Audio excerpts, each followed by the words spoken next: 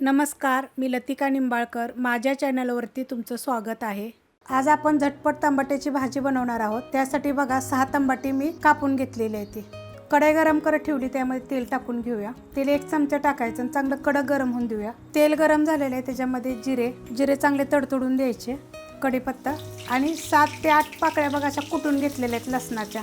आता हे भाजून घेऊया, चांगलं परतून घेतलेलं आहे. ह्याच्यामध्ये बघा 2 चिमूट हिंग पावडर आणि थोडीशी हळद मिक्स करून घेतल्यात. ह्याच्यामध्ये एक मोठ्या आकाराचा कांदा बारीक कापून घेतलेला आहे. आता हा कांदा आपण चांगला भाजून घेऊया. कांदा बघा चांगला भाजलेला आहे. गॅस आपला मीडियम आहे. आता ह्याच्यामध्ये मिरची पावडर तिखटाप्रमाणे टाका. मी 1.5 चमचा टाकलेली आहे. मिक्स करून घेऊया आणि ह्याच्यामध्ये बघा ते टमाटे टाकून घ्यायचे आणि परतून घेऊया.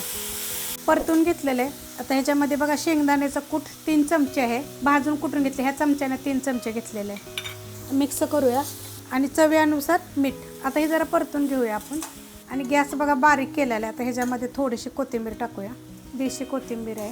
ह्याला काही लय वेळ लागत नाही आणि ह्याच्यावर आपण थोड्या वेळ झाकण ठेवूया. 1 मिनिटभर झाकण फक्त ठेवायचं. बारीक गॅस आहे आपला. बारीक गॅसवर बघा मिनिटभर झाकण ठेवलं होतं, कारण की जे आपले टमाटे आहे ना ते सॉफ्ट व्हावं म्हणून. बघा किती मस्त सॉफ्ट झालेलं आहे. आता ह्याच्यामध्ये तुम्हाला सांगते थोडीशी साखर टाकायची. बघा अर्ध्या चमच्याला बी कमी आहे. हा छोटा चमचा आहे, कारण हे आंबट गोड असं छान लागतं.